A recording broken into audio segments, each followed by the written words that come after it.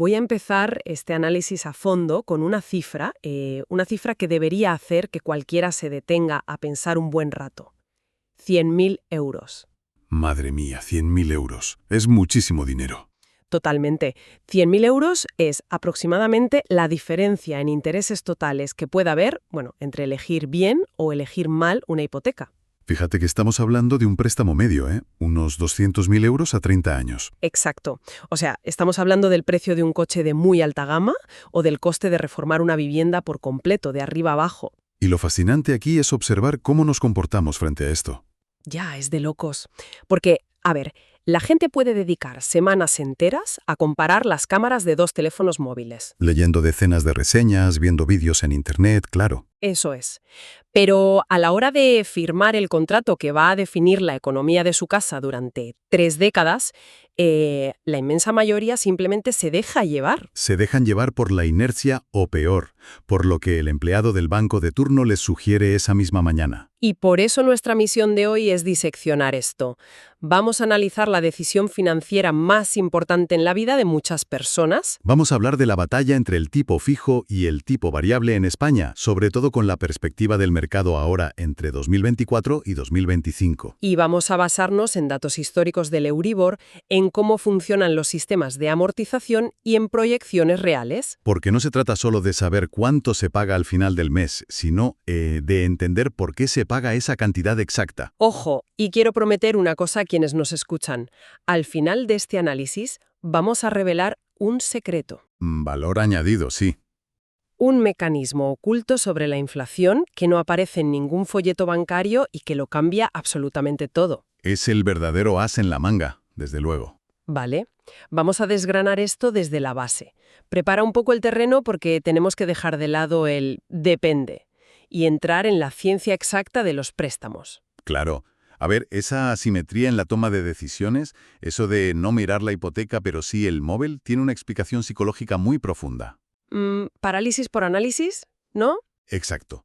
El nivel de escrutinio que aplicamos a decisiones del día a día desaparece por completo cuando entra en juego la jerga bancaria. Es que los contratos parecen diseñados específicamente para que desconectes. Empiezas a leer cláusulas y te mareas. Y ante la incomprensión, pues la respuesta natural es confiar a ciegas. Nadie quiere desmontar un mecanismo tan complejo. Pero tenemos que desmontarlo.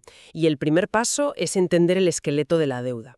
Cualquier persona que pide dinero para una casa se encuentra con el término préstamo con garantía real. Esa es la clave de todo. Y esa palabra real no significa que sea de la realeza o que sea verdadero.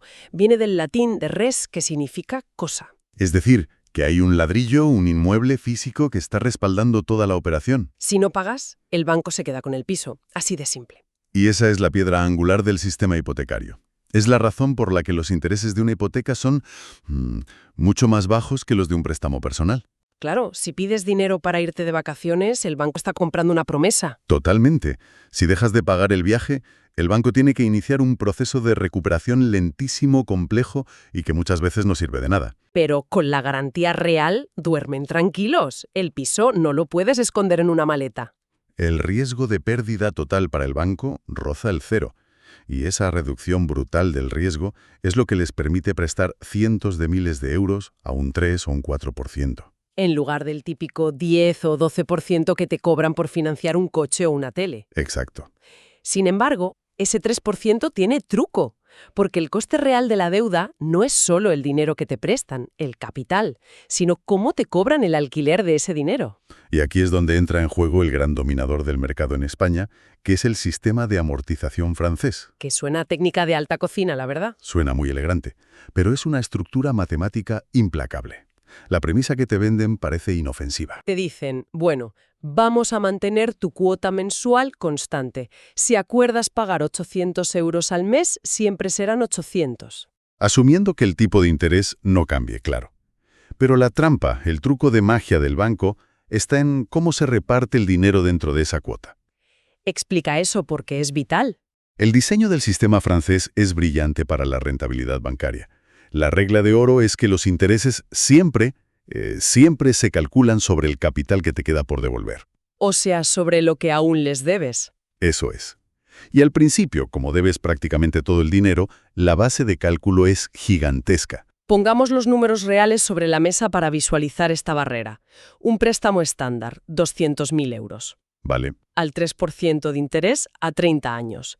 La cuota mensual se queda en unos 843 euros. Una cuota muy típica hoy en día. La lógica de cualquier persona diría, estupendo, cada mes soy 800 euros más dueño de mi propia casa. Nada más lejos de la realidad. Fíjate en el primer mes. El 3% anual de 200.000 euros, dividido entre 12 meses, genera unos 500 euros solo en intereses. Espera. 500 euros de los 843. Exacto.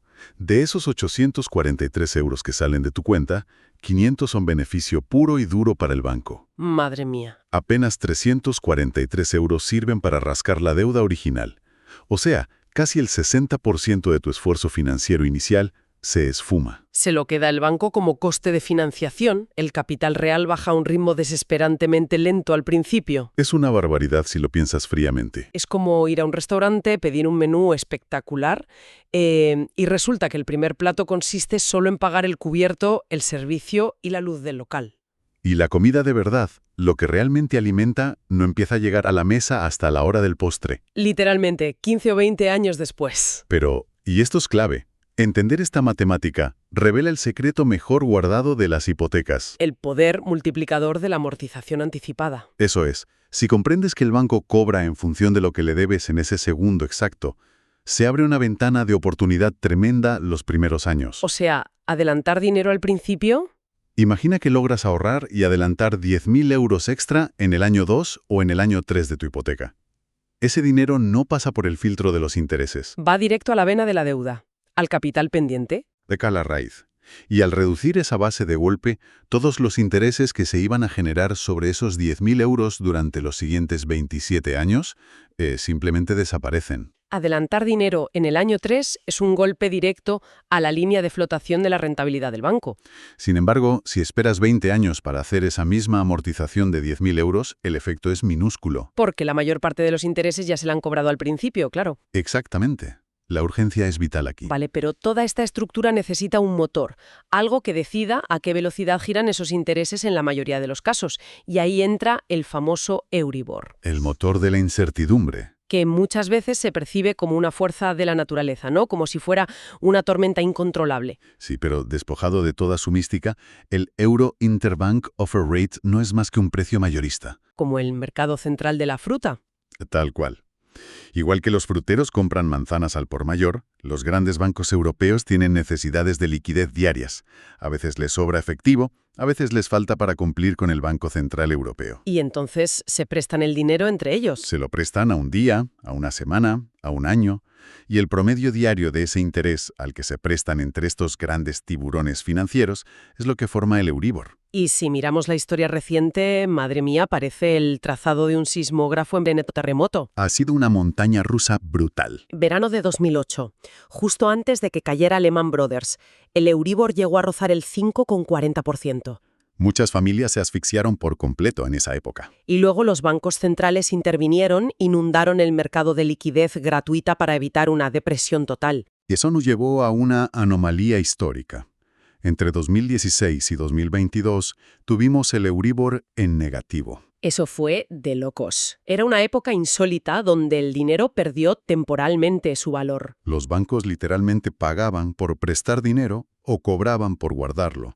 Rompía todas las reglas del capitalismo. Quienes tenían hipotecas variables en esa época vieron cómo su deuda bajaba mes a mes, casi por arte de magia. Pero claro, ese espejismo no iba a durar siempre. Y vaya si terminó. Año 2022. Estalla la inflación, crisis energética, los problemas pospandemia. El Banco Central Europeo entra en pánico y pisa el freno de la economía subiendo los tipos de interés. Y la gráfica del Euribor dibuja un muro vertical. Pasa de estar en negativo a superar el 4% en 2023, la subida más rápida en décadas. Ahora, mirando a 2024 y 2025, parece que la cosa se calma y tiende a estabilizarse en torno al 2,5%. Pero a ver, viendo esta locura, surge una pregunta crítica. Si este es un índice para megabancos, ¿por qué el ciudadano de a pie tiene que atar el destino de su economía doméstica a esto? Si conectamos esto con la perspectiva general, la respuesta se resume en una sola palabra, que es riesgo. Riesgo para el banco, claro. El negocio de la banca no es apostar, es intermediar. Ellos compran dinero y lo venden en forma de préstamos. Si consiguen su financiación a un coste que cambia cada día, dar un préstamo fijo a 30 años es asumir un riesgo colosal. Claro, si su coste sube por encima del interés fijo que le cobran a la familia, el banco pierde dinero cada mes. Así que la solución del sector ha sido no jugar a ese juego. Transfieren toda la volatilidad macroeconómica a los hombros del ciudadano. Te dicen, bueno, te cobro lo que a mí me cueste el dinero en ese momento, sea lo que sea, más un diferencial fijo para mí. Y de esta forma la entidad financiera se blinda por completo. Y la incertidumbre pasa a sentarse en la mesa del comedor de las casas. Menuda tela. Literalmente. Y esto nos lleva a las 3 grandes opciones que existen. Las 3 armas para enfrentarse a la compra de dinero. Fija, variable y mixta. Vamos a desgranarlas en un momento. Empecemos por la pureza del tipo fijo. Su propuesta de valor es innegable. Certeza absoluta y paz mental. La cuota se graba en piedra el día que vas al notario. Y no cambia. Caiga un meteorito o haya hiperinflación. Te permite planificar tu economía a 30 años vista. Pero claro, el banco te cobra una prima por esa certeza. El tipo fijo inicial suele ser más caro que el variable en ese mismo momento. Pagas por dormir tranquilo.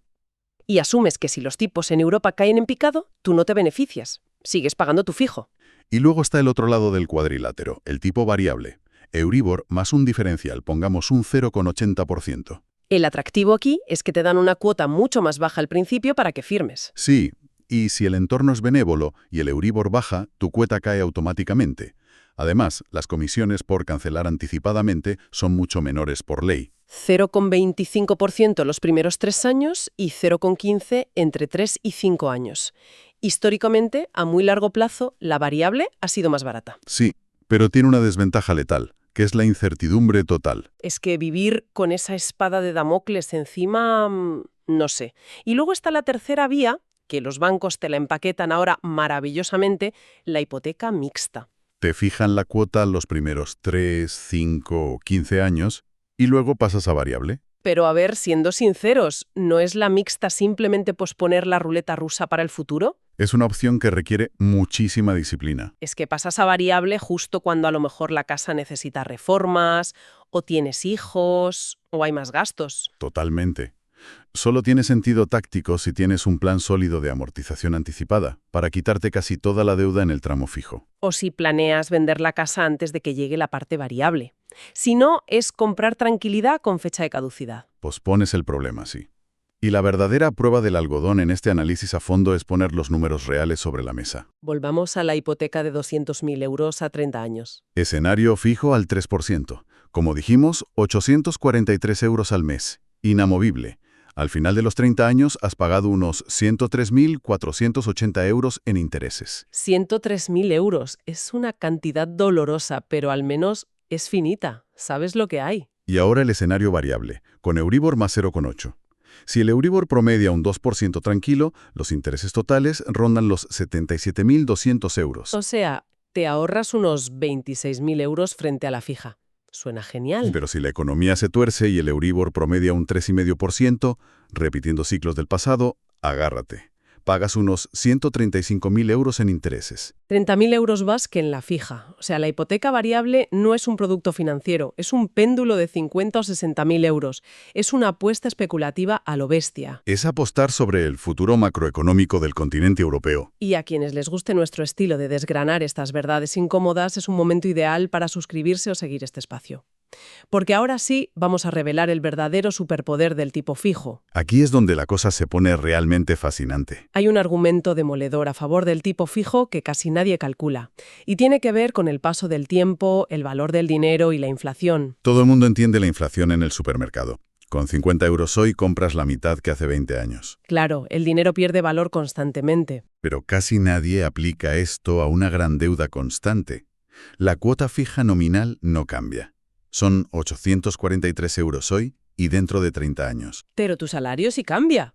Y la inflación de la economía también. Si tienes un sueldo neto de 2.000 euros y asumiendo que sube un modesto 2% anual por la inflación objetivo, fíjate en la evolución. En el año 1, Esa hipoteca supone el 42% de tu sueldo. Estás al límite. Te ahogas un poco. Pero en el año 10, tu sueldo ha subido y la cuota sigue igual. Ya solo supone el 34% de tu esfuerzo. En el año 20 cae al 28%. Y en el año 30, tu último año, esa misma cuota de 800 euros solo supone el 23% de tu salario inflado. La deuda se ha erosionado. El dinero que le devuelves al banco vale muchísimo menos en poder adquisitivo 15 o 20 años después. En contraste con la variable, donde la cuota te puede subir un 45% de golpe, Como pasó de 2022 a 2023. eso destroza cualquier ganancia salarial que hayas tenido y te sube el esfuerzo financiero por encima del 50% en el peor momento. Por eso digo que tener una hipoteca fija es como firmar un contrato para viajar en el tiempo. Tu yo del futuro le está pagando al banco con billetes del Monopoly. Es un mecanismo alucinante. Y de hecho, es exactamente el mismo mecanismo que usan los grandes estados para diluir su deuda nacional. Inflan la economía para que la deuda antigua parezca más pequeña en proporción. Es ingeniería financiera institucional aplicada al comedor de tu casa. Esto plantea una pregunta importante sobre el tablero de ajedrez entre los bancos y los clientes. Sabiendo esto, ¿por qué históricamente el 80% de las hipotecas en España han sido variables? Porque los bancos no son neutrales, está claro. Ellos te empujan hacia la variable para transferirte el riesgo a ti, aunque ahora, curiosamente, la situación en 2024 y 2025 ha dado un giro. Sí, ahora ves que los bancos impulsan tipos fijos, al 2,8 o 3,5%. Porque ante la bajada del Euribor desde sus máximos recientes, ellos prefieren asegurarse un ingreso constante a largo plazo. Saben que el Euribor va a caer más. O sea, siempre juegan a ganar. Siempre. Y la visión de los economistas independientes aquí es muy clara. La hipoteca fija se debe ver como un seguro. Pagas una prima por eliminar un riesgo letal. La pregunta clave que debe hacerse cualquiera es: ¿tienes la capacidad financiera, el colchón de ahorro, para soportar una subida del 30 o 40% en tu cuota durante varios años seguidos? Si la respuesta es no, que es el caso de la inmensa mayoría, el tipo fijo es directamente obligatorio. Es que si los bancos tienen departamentos enteros de analistas prediciendo el Euribor para proteger sus márgenes, no tiene ningún sentido que una familia intente competir contra ellos asumiendo ese riesgo a pecho descubierto. Ningún sentido. O sea, el veredicto final es que en el entorno actual, con tipos fijos razonables y un Euribor que es una montaña rusa, la opción fija es la más prudente si no tienes un colchón financiero enorme. Sin lugar a dudas. Bueno, hemos recorrido un terreno enorme hoy, desde el agresivo sistema francés que te cobra el beneficio por adelantado, Pasando por las locuras del Euribor y esos índices interbancarios que te quitan el sueño. hasta el impacto silencioso, pero implacable, de la inflación en la reducción de las cuotas fijas a largo plazo. Y quiero dejar a quienes nos escuchan con esta última reflexión disruptiva basada en lo que acabamos de destapar. Adelante con ello. Si los gobiernos de todo el mundo utilizan la inflación para licuar y hacer desaparecer sus deudas multimillonarias de forma completamente invisible, al firmar una hipoteca tipo fijo, ¿no está una persona común utilizando, por primera y única vez en toda su vida, el arma secreta del sistema financiero para enriquecerse a costa del propio banco?